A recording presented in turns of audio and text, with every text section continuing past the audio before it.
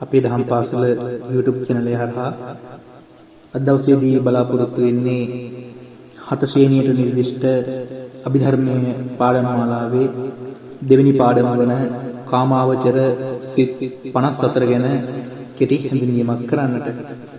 පෙර සඳහන් වීඩියෝ වල අප රෙකෝඩින් වල අප කතා කරන්නට යෙදුනා සිත කියන්නේ කොහොමද කියන කාරණාව. මෙම වීඩියෝ එකෙන් බලාපොරොත්තු වෙන්නේ අපි කාමාවචර සිත් ගැන කතා කරන්නට. අභිධර්මයේ පුරාවටම කාමාවචර සිත් අපිට උගන්වනවා. එimhe කාමාවචර සිත් 54ක් වශයෙන් තමයි පැහැදිලි කරන්නේ. මේ කාමාවචර සිත් 54 හැදෙන ආකාරය අකුසල සිත් 12කුත්, අහේතුක සිත් 18කුත්, කුසල සිත් 8කුත්, විපාක සිත් 8කුත්, කිරිය සිත් 8කුත් ආදී වශයෙන් සිත් 54ක් කාමාවචර සිත්හි පහළ වෙන බව පැහැදිලි. මේ අවස්ථාවේදී අපි කාමාවචර සිත් 54න් මුලින්ම ප්‍රධාන කරනු ලබන අකුසල් සිත් 12 සාකච්ඡා කරමු. මේ අකුසල් සිත් 12 කොටස් තුනකට බෙදෙනවා. ලෝභ මූලික සිත් 8යි, දේශ මූලික සිත් 8යි, මොහ මූලික සිත් 2ක් ආදී වශයෙන් පැහැදිලි කරනවා. මෙන්න මේ ලෝභ මූලික සිත් 8 අපිට පැහැදිලි කරනවා සෝමනස්ස සහගත ditthිගත සම්පයුක්ත අසංකාරික සිත, සෝමනස්ස සහගත ditthිගත සම්පයුක්ත සසංකාරික සිත, සෝමනස්ස සහගත ditthිගත විප්පයුක්ත අසංකාරික සිත, සෝමනස්ස සහගත ditthිගත විප්පයුක්ත සසංකාරික සිත, උපේක්ඛා සහගත ditthිගත සම්පයුක්ත අසංකාරික සිත, උපේක්ඛා සහගත ditthිගත සම්පයුක්ත සසංකාරික සිත, උපේක්ඛා සහගත ditthිගත විප්පයුක්ත අසංකාරික සිත, උපේක්ඛා සහගත ditthිගත විප්පයුක්ත සසංකාරික සිත යනාදී වශයෙන් සිත් 8 පැහැදිලි කරනවා. දැන් ඔබට අවබෝධය ටිකක් දුර්වලභාවයටපත් වෙනවා, අපහසුතාවයටපත් වෙනවා. ඒට හේතුව මේ වචනයන්හි අර්ථම දැනීම නිසා. සෝමනස්ස සහගත ditthිගත සංපයුක්ත අසංකාරික සිත.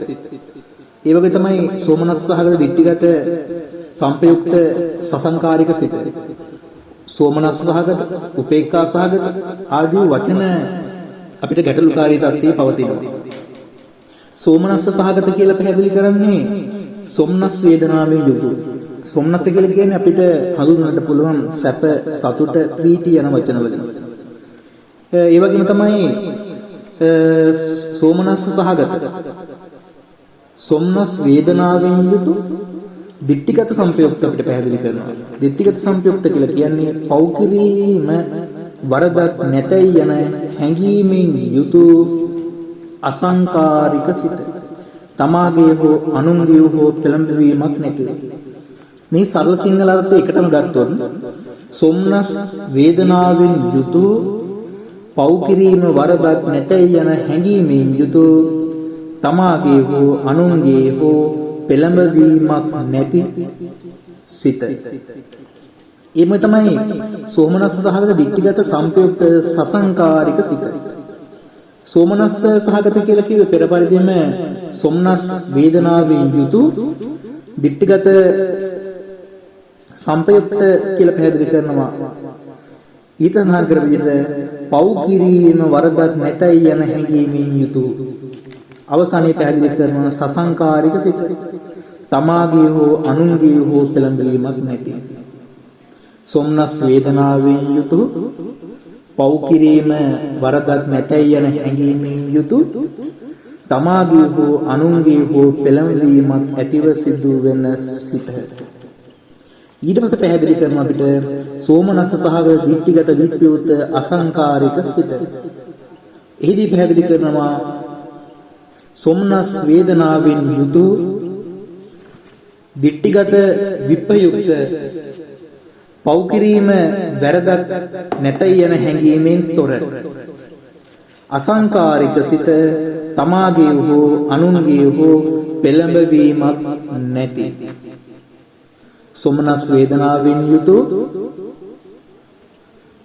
පව් කිරීම වරදක් නැතයි යන හැඟීමෙන් තොර තමාගේ හෝ අනුන්ගේ හෝ පෙළඹවීමක් නැති.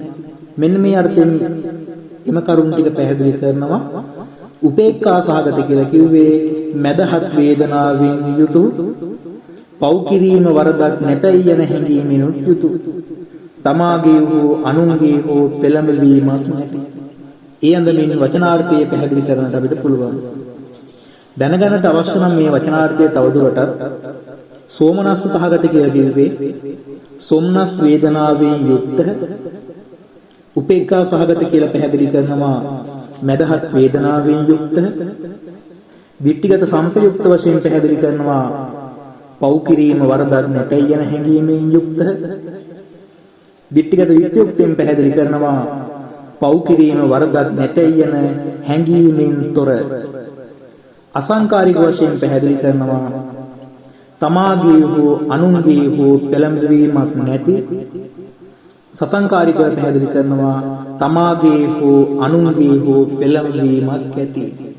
මෙහි යුතු තොර නැති ඇති ආදි වශයෙන් හොඳ පැත්තක් වගේම නරක පැත්තක් පැහැදිලි කරනවා. අපිට පොතේ උදාහරණයක් දීලා තියෙනවා ධනවත් කෙනෙකු සතු යම් මුදලක් දුටු කෙනෙක් පාපයක් නැතයි යන හැඟීමෙන් සතුට සිතින් යුතුව වහම එම මුදල ගන්නා විට පළමු වන ලෝභ සිත උපදී. පළමු වන ලෝභ සිත තමයි සෝමනස්ස සහගත දිට්ඨිගත සංපයුක්ත අසංකාරික සිත. ඒ වගේම තමයි අපි යම් සියාකාරයෙන් දෙයක් කරනකොට හෝ ක්‍රියාවට නම් කියලා ක්‍රියාවට නංවනකොට හෝ අපි මේ දේවල් කරනවා සෝමනස්යෙන් සතුටින් ඒ ප්‍රීතියෙන්. හැබැයි ඒ කරන්නේ පව් කිරීම වරදක් නැහැ. කරාට ප්‍රශ්නයක් නැහැ. තමන්ගේ හරි අනුන්ගේ හරි පෙළඹවීමක් නැතුව ඇති වෙන සිතක් තියෙනවා. තමන්ට අදහසක් එනවා මේ දේ හොරෙන් ගන්න ඕන. ඒ දේ හොරෙන් ගත්තා. ඒ අරගත්ත දේ හිත තුලින් කියනවා ඒක කරාට පව් නැහැ ප්‍රශ්නයක් නැහැ ඒක කරාට පස්සේ මොකක් හරි කරගත හැකි කිසිම පවක් නැහැ ඒකෙන් ඒක හොරකමක් නෙවෙයි. ඒ කරන හොරකම තමන් විසින් හරි අනුන් විසින් හරි පෙළඹවීමක් නැතුව කරනවා. අන්න ඒක එක සිතක් වශයෙන් පැහැදිලි කරනවා. ඒ වගේම තවත් ඉතින් අපිට ඒ විරුද්ධ පක්ෂය පැහැදිලි කරන්න පුළුවන්. තමන් කරන හොරකම කරන පව් කටයුත්ත වැරද්ද එහෙම හැඟීමක් නැතුව පව් කරන එක වැරද්දක් නෑ යන හැඟීමෙන් තොරව නැතුව තමන්ගේ අනුන්ගේ පෙළඹවීමක් නැතුව කරන ඒවාක් තියෙනවා ඇතුව කරන ඒවාක් තියෙනවා. අන්න ඒ බඳු සිත් 8ක් ආදී වශයෙන් අපිට පැහැදිලි කරනවා. ඒ වගේ තමයි දෝෂ මූලික සිත් එකක් අපිට පැහැදිලි කරනවා. මේ අකුසල් සිත් 12ම කොටසක් තමයි දෝෂ මූලික සිත් එක. දෝමනස්ස සහගත පටිඝ සංපයුක්ත අසංකාරික සිත, දෝමනස්ස සහගත පටිඝ සංපයුක්ත සසංකාරික සිත ආදී වශයෙන් කොටස් දෙකයි. දෝමනස්ස කියලා කිව්වේ දොම්නස්. එහෙම නැත්නම් දුක් වේදනාවෙන් යුක්ත. පටිඝ සංපයුක්ත කියලා කිව්වේ අරමුණෙහි ගැටීමෙන් යුතු. අසංකාරික සිත කියලා පැහැදිලි කරේ තමාගේ හෝ අනුන්ගේ හෝ පෙළඹවීමක් නැති. සසංකාරික ආදී වශයෙන් පැහැදිලි කරේ තමන්ගේ හෝ අනුන්ගේ හෝ පෙළඹවීමක් ඇතුව. එහෙමනම් දෝමනස්සහගත පටිඝ සංපයුක්ත අසංකාරික සිත කියලා කියන්නේ දොම්නස් එහෙම නැතිනම් දුක් වේදනාවෙන් යුතු අරමුණෙහි ගැටීමෙන් යුතු තමාගේ හෝ අනුන්ගේ හෝ පෙළඹවීමක් නැති සිත. දෝමනස් සහගත පටිඝ සම්පයුක්ත සසංකාරික සිත වශයෙන් පැහැදිලි කරනවා. දොම්නස් නැතිනම් දුක් වේදනාවෙන් යුතු අරමුණෙහි ගැටීමෙන් යුතු තමාගේ හෝ අනුන්ගේ හෝ පෙළඹවීමක් ඇති සිත. උදාහරණයක් විදිහට මේ පොතේ දීලා තියෙනවා විනෝදයට දඩේමේ ගොස් සතෙකු මැරුවත් යටත් පිරසෙන් මදුරුවෙකු මැරුවත් ඒ සිදුවන්නේ දේශසිතකින්මය. සතුන් මැරීම අපහාය ඉපදීමට මෙන්ම මිනිසෙකු විට අඩු ආයුෂකින් මේ යාමටත් හේතු වේ. සතුන්ට හිංසා කිරීම ලෙඩ රෝග බහුල පුද්ගලයෙකු වීමටද හේතු වේ.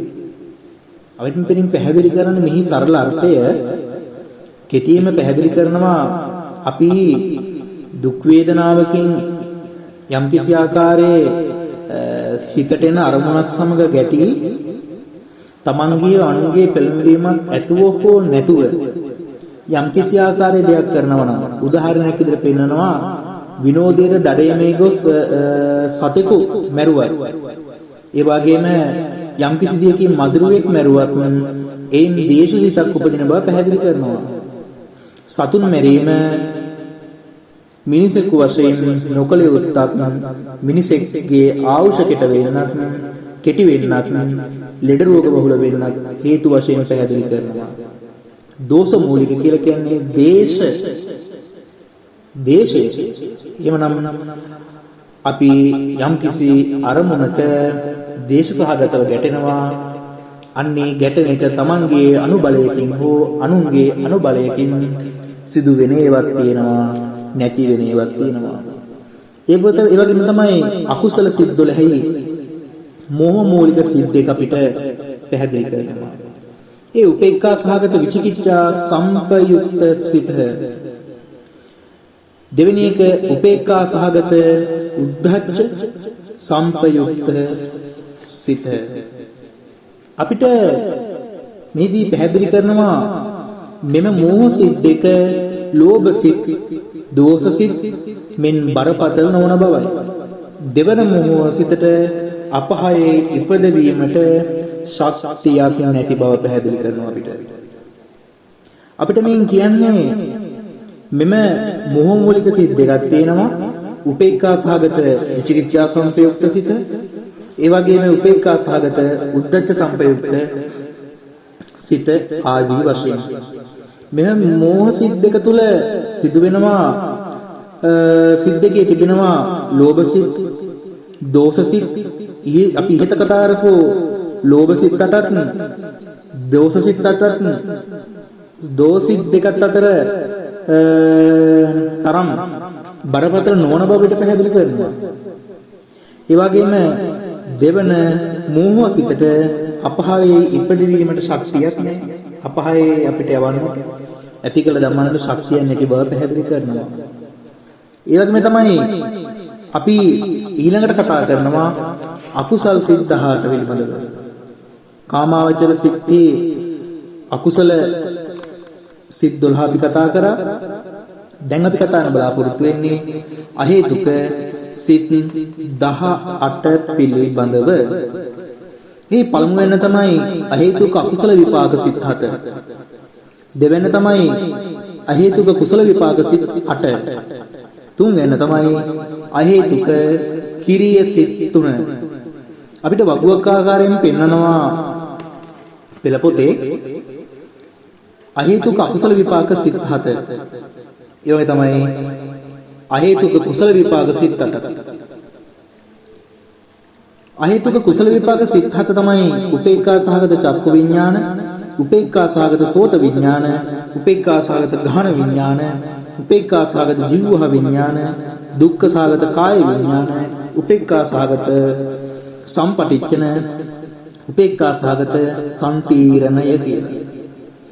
අහේතුක කුසල විපාක සිත් 8 පැහැදිලි කරනවා අපිට.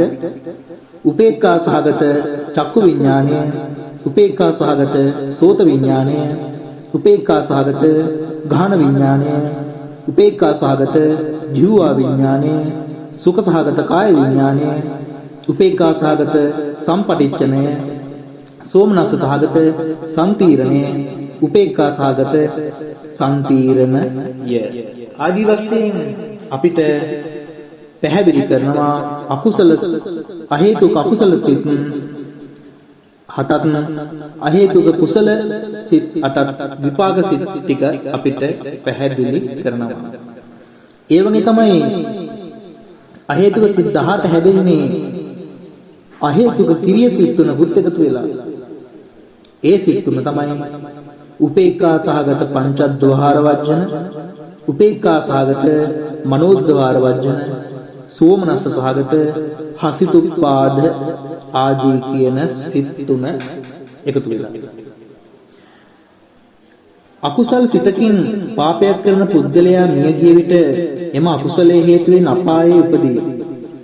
එම උපත සිදුවන්නේ අකුසල විපාක උපේක්ඛා සාගත සම්තීරණ සිතෙනි. අන්න අපිට මෙතනදී පැහැදිලි කරනවා යම් කෙනෙක් ජීවත් වෙලා ඉන්නකොට අකුසල් කටයුතු කරලා ඔහු මරණයටපත් වෙනවා. ඒ මරණයටපත් වෙන පුද්ගලයා තමන් කරපු ප්‍රාණඝාතය හෝ ආනන්තරීය පාප කර්මය හෝ යම්බදු අකුසල් ක්‍රියාවක් හේතුවෙන් අපායේ උපදිනවා. ඒ අපායේ උපදින්නට ඇතිවන හේතුව තමයි අකුසල විපාක උපේක්ඛා සහගත සම්තීරණ සිත මුල් වෙලා. එහෙමනම් උපේක්ඛා සහගත සම්තීරණ සිත කියලා කිව්වේ අකුසල් සිත් අකුසල් අහේතුක අකුසල විපාක සිත් හතේ එකක්. එහෙමනම් අපිට යම් කිසි ආකාරයේ අපි පව් වැඩ කටයුත්තක් කරොත් අපිට හැකියාවක් ලැබෙනවා ඒ නිදෙන්නට ඒ නොමිදී කටයුතු කරනවා නම් ඒ පුද්ගලයාට අපායේ දුක් විඳින්නට සිද්ධ වෙනවා. ඒ දේ සිද්ධ වෙන්නේ අකුසල විපාක උපේක්ඛා සහගත සම්තීර්ණ සිත මුල් වෙලා.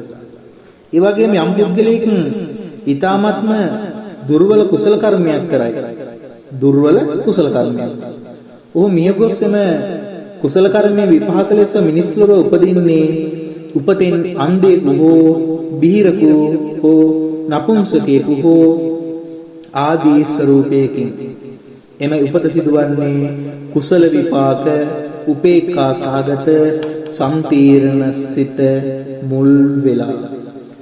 අන්න මෙතනදී අපිට පැහැදිලි කරා ඉහත යම් කිසි කෙනෙක් සතර අපාය එහෙනම් අපායේ ඉපදෙන්නට හේතුව සැලසෙන්නේ තිරිසන් പ്രേත අසුර නිර කියන සිව් අපාය තුල දුක් විඳින්නට හේතු සැකසෙන්නේ ඒ පුද්ගලයා ජීවත්ව සිටි සමය තුල කරන ලද පව් කටයුත්තක් හේතු වෙන්නේ.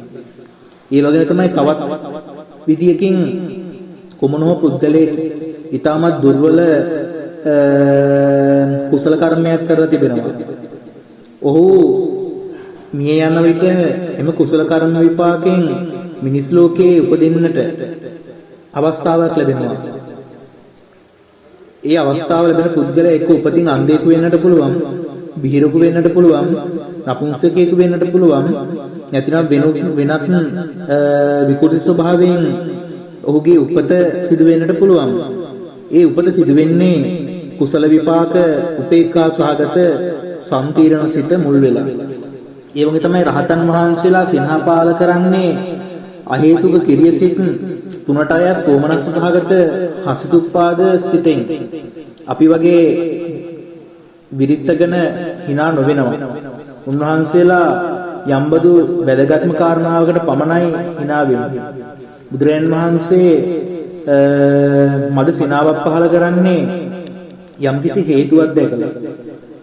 අපි ඕන වෙලාවෙදී සහ එපා වෙලාවෙදී මේ සෑම අවස්ථාවක් තුලදී සෑම දෙයකටම hina වුණාට ඒ වගේ උතුමන් රහතන් වහන්සේලා, පසේ බුදුරජාණන් වහන්සේලා ආදී උතුමන් වහන්සේලාගේ සිනහවක් පහළ වෙන්නේ ඊටමත් දුර්ලභව. ඒ සිනාව පහළ වෙන්නේ යම්කිසි හේතුවක් ඇතුව. ඒ අපිට පැහැදිලි කරන්නේ අහේතුක කිරිය සිත් වලට අයිති සෝමනස්ස සහගත හසිරුපාද සිත මුල් කොටගෙන තමයි ඒ දේ සිද්ධ වෙන්නේ. ඒ වගේම තමයි අහේතුක සිත් 18 අපි එහෙම සාකච්ඡා කරනකොට ඊට පස්සේ අපිට පැහැදිලි කරගන්නට ඕන කාමශෝභන සිත් ටිකක් අපිට පැහැදිලි කරනවා. මෙන්න මේ කාමශෝභන සිත් කියලා කියන්නේ කාමාවචර කුසල, ඒ වගේම කාමාවචර විපාක, කාමාවචර කිරිය සිත් ආදී කියන කොටස් ටික එකතු වෙලා තමයි කාමශෝභන සිත් හඳුන්වන්නේ. කාමාවචර සිත්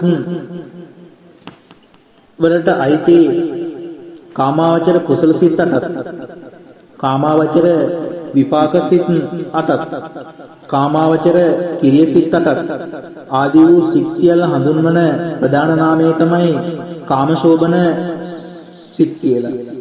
මේ කාමශෝභන සිත් 24ක් ආකාරයට අපිට පැහැදිලි කරනවා.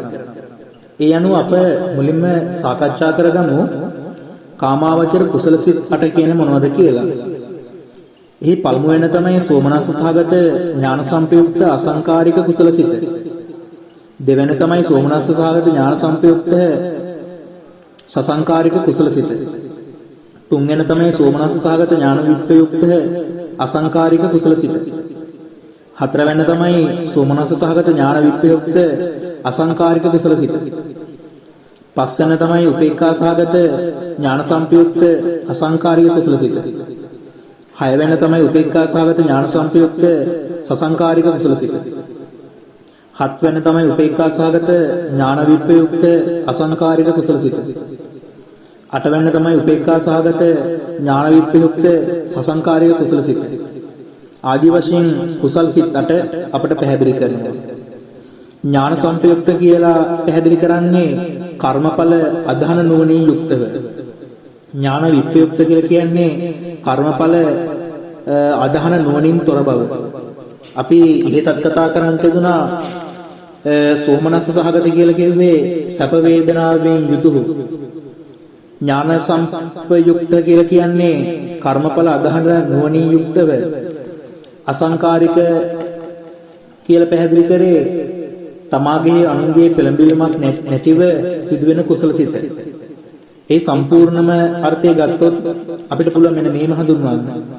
සැප වේදනාවෙන් යුතු කර්මඵල අධහන නුවණින් යුක්ත තමාගේ හෝ අනුන්ගේ හෝ පෙළඹවීමක් නැති කුසල සිත ආදී වශයෙන් පැහැදිලි කරනවා. ඒ විදිහට විප්‍රයුක්ත ඥාන විප්‍රයුක්ත අපිට හඳුන්වන්නට පුළුවන් කර්මඵල අධහන නුවණින් තොර බව. එබඳු අන්දමින් තමයි මෙම කුසල සිත් 8 සම්පූර්ණයෙන්ම විස්තර වෙන්නේ.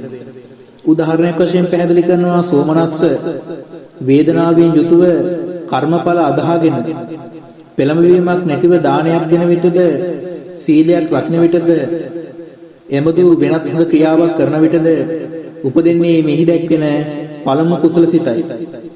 අපි ඊටම සතුටු සිතකින් එහෙම නැත්නම් සතුටු වේදනාවකින් යුක්තව කර්මඵල අදහාගෙන මේ දේ කරොත් මීට සමාන වූ ප්‍රතිඵලයක් ගොඩනැගෙන බව ඇති කරගෙන හොඳ දේ කරොත් හොඳක් ඇති වෙනවා කියන හොඳ ප්‍රතිවිපාක ලැබෙන බව අපේ හිත තුළ ඇති කරගෙන යම්කිසි පෙළඹවීමක් ඇතුව හෝ නැතුව මහා සංඝරත්නයේ දානයක් හරි දෙනවා නම් තමන් නිදහස් වෙලාවක් තුළ සීලයක් හරි ආරක්ෂා කරනවා නම් එබඳු හොඳ ක්‍රියාවක් කරන විට අපගේ හිත තුළ උපදින්නේ මේ සඳහන් කරන පළමු වන කුසල සිතයි.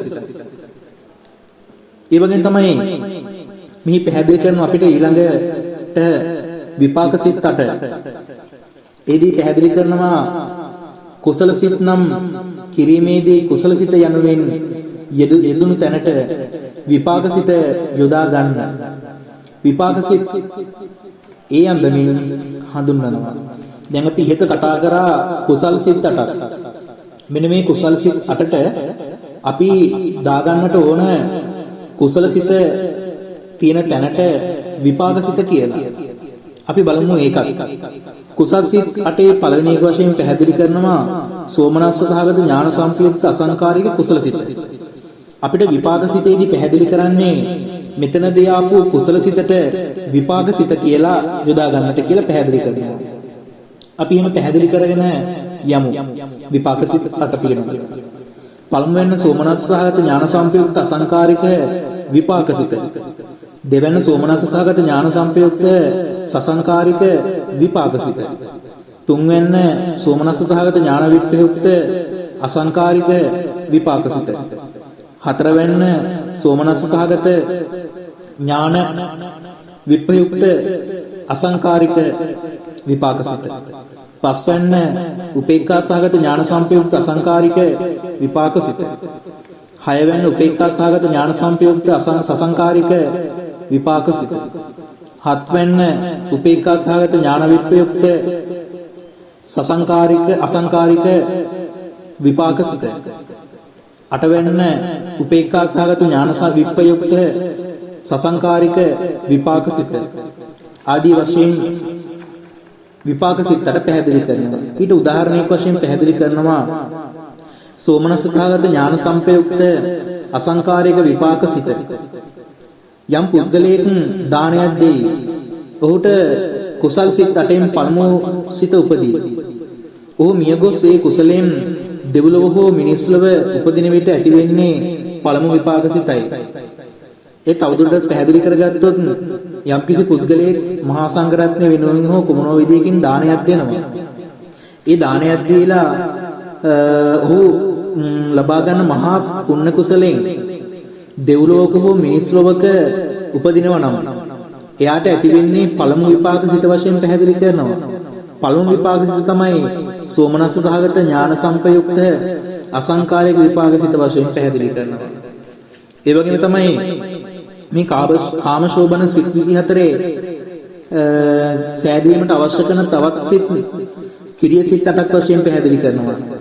මේදී පැහැදිලි කරන්නේ කුසල් සිත් නම් කිරීමේදී කුසල සිත යනුවෙන් යෙදූ තැනට කිරිය සිත යනුවෙන් යොදා කිරිය සිත් හඳුන්වනු ලැබේ. ඒ වගේම අපි එය සාකච්ඡා කරමු. ඊට සඳහන් කර පරිදිම කිරිය සිත් 8 සෝමනස්ස සහගත ඥාන සම්ප්‍රයුක්ත අසංකාරික කිරිය සිත. දෙවැන්න සෝමනස්ස සහගත ඥාන සම්ප්‍රයුක්ත සසංකාරික කිරිය සිත. තුන්වැන්න සෝමනස්ස සහගත ඥාන විප්‍රයුක්ත අසංකාරික කිරිය සිත. හතරවැන්න සෝමනස්ස සහගත ඥාන විප්‍රයුක්ත අසංකාරික කිරිය සිත. ඒ වගේම පස්වැන්න උපේක්ඛා සහගත ඥාන සම්ප්‍රයුක්ත අසංකාරික කිරිය සිත. හයවැන්න උපේක්ඛා සහගත ඥාන සම්ප්‍රයුක්ත සසංකාරික කිරිය සිත. හත්වැන්න උපේක්ඛා සහගත ඥාන විප්‍රයුක්ත අසංකාරික කිරිය සිත. අටවැන්න උපේක්ඛා සහගත ඥාන සම්විප්‍රයුක්ත සසංකාරික කිරිය සිත.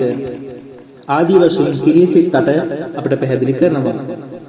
ඒ උදාහරණයක් වශයෙන් පෙන්වනවා දන් දෙන විට රහතන් වහන්සේලාට උපදින්නේ කුසල සිත නොව කිරිය සිත් බවයි. එන රහතන් වහන්සේලාට උපදින සිත් තමයි කිරිය සිත් ආදී වශයෙන් පැහැදිලි කරන්නේ. අපි කතා කරන්න යෙදුනා මේ අවස්ථාව වෙනකොට කාමාවචර සිත් 54 පිළිබඳව. කාමාවචර සිත් 54 අකුසල් සිත් 12කුත් අහේතුක සිත් 18කුත් කුසල සිත් 8කුත් විපාක සිත් 8කුත් කිරිය සිත් 8කුත් ආදී වශයෙන් 54ක් පැහැදිලි කරනවා. මෙන්න මේ 54 තුල අපිට පැහැදිලි කරන්නේ අපේ අර්ථයෙන් කෙටියෙන්ම ගත්තොත් යම් කිසි විදියක පිනක් පවක් කරනවා නම් ඒ සිද්ධ කරන පිනපව කුමන සිත මූලික කොටගෙනද සිද්ධ වෙන්නේ කියන කාරණාව. ඒ නිසා අපි යහපත් දෙයක් කරොත් ඒ යහපත් සිත හඳුනන නාමය සහ ඒ සිද්ධ වෙන රටාව පැහැදිලි කරනවා අපිට. ඒ තමයි යම් කිසි ආකාරයක පවක් කරනවා නම් ඒ පව සිදුවන විදිය ඒ අවස්ථාවේ උපදින සිත අපිට පැහැදිලි කරනවා. අපි මුලදීම පැහැදිලි කරා අභිධර්මයේ කියලා කියන්නේ මහා විශිෂ්ට වූ කාණ්ඩයක්.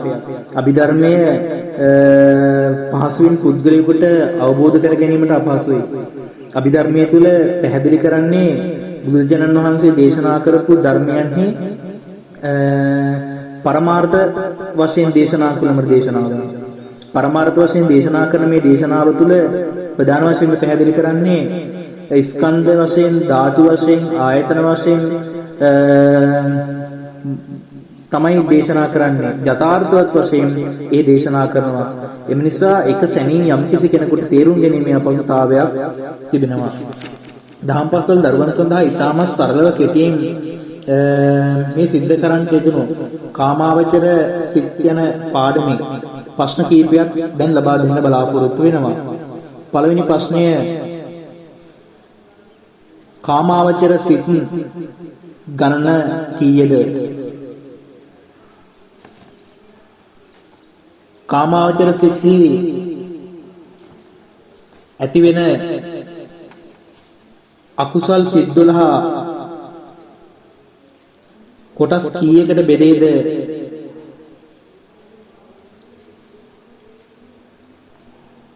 ලෝභ මූලික සිත් 8 ලියා දක්වන්න. දෝෂ මූලික සිත් 2 ලියා දක්වන්න. මොහ මූලික සිත් 2 ලියා දක්වන්න. අකුසල් සිත් 12 පිළිබඳව ඔබට විස්තර කර හැකි පමණින්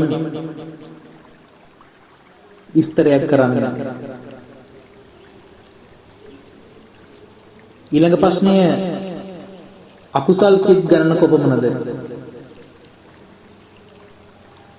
එම අකුසල් සිත් බෙදෙන ආකාරය ලියා දක්වන්න. අහේතුක අකුසල විපාක සිත් 7ත් අහේතුක කුසල විපාක සිත් 8ත් වෙන වෙනම ලියා දක්වන්න. අහේතුක කිරිය සිත් 3ත් ලියා දක්වන්න. शोभन सित 24 लिया दක්වන්න. कुशल सित 8 विपाक सित 8 किरिय सित 8 යනාදී වූ शोभन සිත් 24 ගැන ඔබගේ අදහසින් කෙටියෙන් ලියන්න.